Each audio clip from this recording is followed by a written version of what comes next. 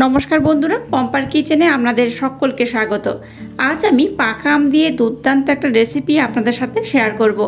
পাকা আমের নানা রকমের রেসিপি আগে আমি আপনাদের সাথে শেয়ার করেছি, তবে এই রেসিপির স্বাদই আলাদা। পাকা আমের মধ্যে অল্প একটু দুধ দিয়ে বানানো এই রেসিপিটা এতটাই টেস্টি হয় যে বাচ্চা থেকে বড় সবাই ভীষণই পছন্দ করবে, আর একবার খেলে দেখবেন বারবার খাওয়ার জন্য বায়না করবে।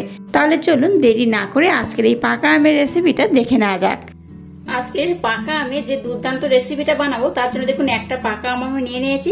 একটা পাকা আম হলেই কিন্তু আজকের রেসিপিটা রেডি হয়ে যাবে। একটা পাকা আমের কিন্তু সম্পূর্ণ পোর্শন লাগবে না, এই দু সাইড হলেই কিন্তু পাকা আমের আজকের রেসিপিটা হয়ে যাবে। আর এটা আমি বাদ দেবো, আর দু সাইড হলেই কিন্তু খুব ভালোভাবে আজকের রেসিপিটা রেডি হয়ে যাবে। আমটার এইভাবে কিন্তু পাল্পটাকে আমি নিয়ে নেব। দেখুন এবার একটা চামচের মাধ্যমে এইভাবে আমের পাল্পটাকে আমি নিয়ে নেব। এবার দেখুন একটা মিক্সির জার আমি নিয়ে নিলাম।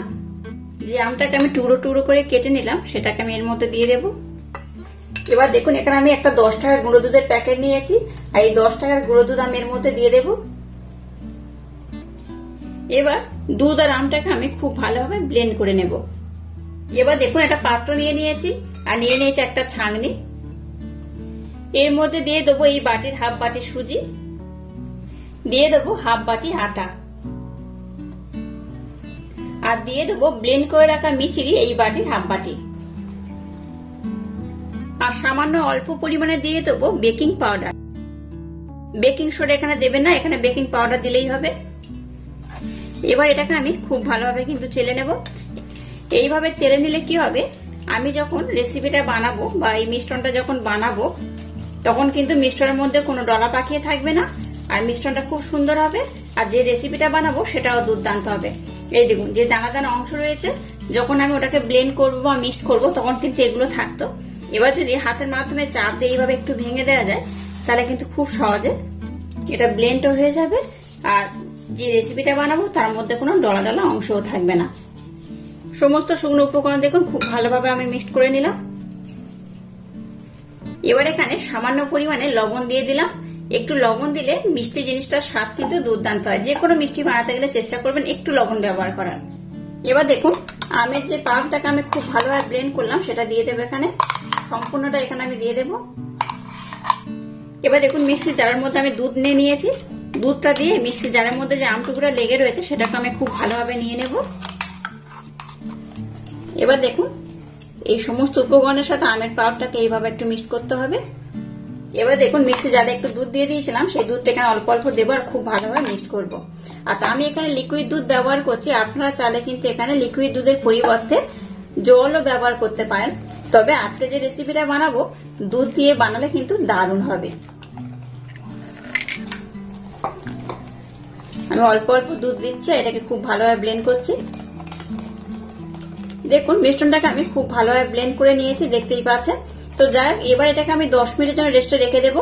এখানে যেহেতু আমি সুজি ব্যবহার করেছি, সুজি কিন্তু দুধটাকে অ্যাবজর্ব করে নেবে, তাই এটাকে আমি 10 মিনিটের জন্য রেস্টে রেখে দেবো। 10 মিনিট পর আমি আবার নেক্সট টাইম আপনাদের সাথে শেয়ার করবো। দেখুন মিশ্রণটাকে আমি 10 মিনিটের জন্য রেস্টে রেখে দিয়েছিলাম। 10 মিনিট পর দেখা যাচ্ছে দেখুন মিশ্রণটা কিন্তু বেশ টাইট হয়ে গেছে। এই দেখুন বেশ টাইট হয়ে গেছে। এত টাইট হলে কিন্তু হবে না, আর একটু পাতলা করতে হবে। তাই দেখুন এখানে আমি আর একটু দুধ দিয়ে দেবো, অল্প করেই দিয়ে দিলাম। আবার এটাকে আমি খুব ভালোভাবে ব্লেন্ড করে নেব। দেখুন মিশ্রণটা একদম রেডি হয়ে গেছে, আর মিশ্রণটার ঘনত্ব কেমন হবে আমি আপনাদের দেখিয়ে দিচ্ছি।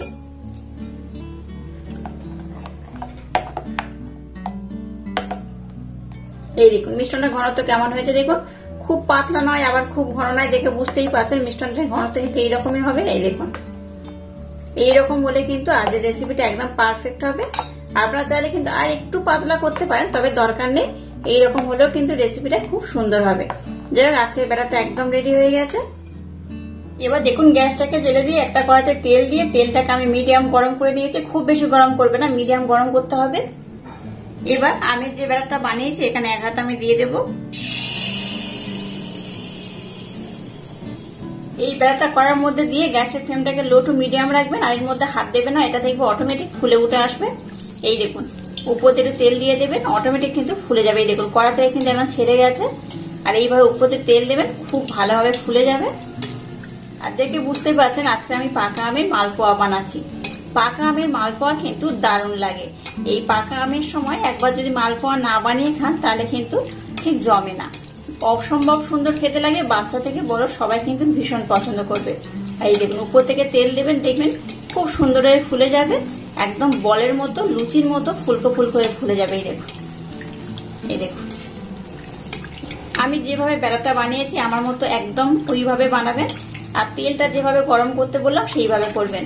যখন তেল প্রথম গরম করবেন একটু হালকা গরম করবেন, খুব বেশি গরম করবেন না। তারপর এটা দেওয়ার পর গ্যাসের ফ্লেমটাকে লো টু হালকা মিডিয়াম দেবেন, দিয়ে কিন্তু এইভাবে এটাকে ভেজে নিতে হবে। এই দেখুন কত সুন্দর হচ্ছে দেখুন। এবার এটাকে উল্টে দেব। এইভাবে উল্টে পাল্টে এটাকে আমি খুব ভালোভাবে লাল লাল করে ভেজে নেব। এগুলো কিন্তু ভীষণ নরম হয়, খুব তুলতুলে হয়, মুখে দিলেই মিলিয়ে যাবে। এইরকমই হয় মালপোয়াগুলো, অবশ্যই একবার ট্রাই করবেন। তো যাই হোক এবার এটাকে এইভাবে আমি লাল লাল করে ভেজে নেব। দেখুন এটাকে আমি লাল লাল করে ভেজে নিয়েছি, আর কিন্তু খুব বেশি লাল করব না, এটা এইরকমই হবে। এবার এটার মধ্যে দিয়ে আমি খুব ভালোভাবে তেলটাকে ঝরিয়ে নেব। এইভাবে একটু তেলটাকে আমি ঝরিয়ে নেব। আবার আমি দিয়ে দেবো এক হাতা নিয়ে। দেখুন কতটা বলের মতো ফুলে গেছে, দেখে বুঝতেই পারছেন একদম কিন্তু বলের মতো ফুলে গেছে।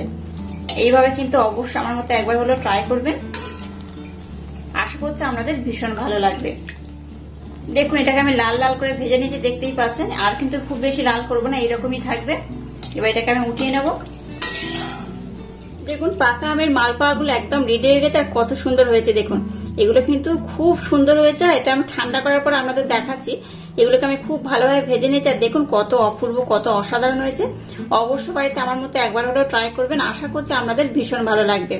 আজকের এই ইউনিক স্টাইলে মালপোয়া রেসিপিটা যদি আপনাদের ভালো লাগে তাহলে চ্যানেলটাকে লাইক, শেয়ার, কমেন্ট এবং সাবস্ক্রাইব করবেন, আর পাশে থাকা বেল আইকনটা প্রেস করে দেবেন। তাহলে টাটা, আবার দেখা হচ্ছে নতুন কোনো রেসিপি নিয়ে।